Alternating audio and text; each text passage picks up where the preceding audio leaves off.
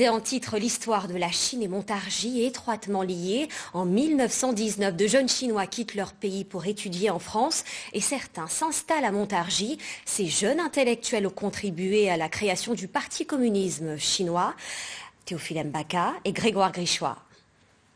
La Chine compte organiser en 2030 la Coupe du monde de football et la gagner.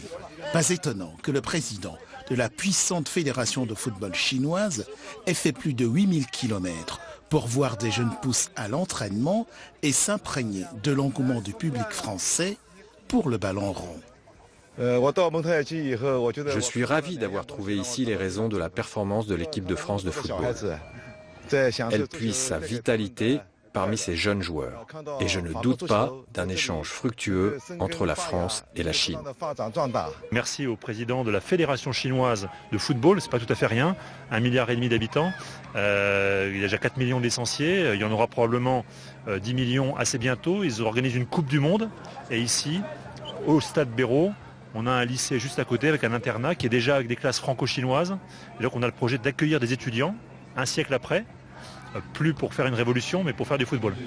Le musée historique de l'amitié franco-chinoise, inauguré en 2016, retrace les grandes pages de cette histoire commune.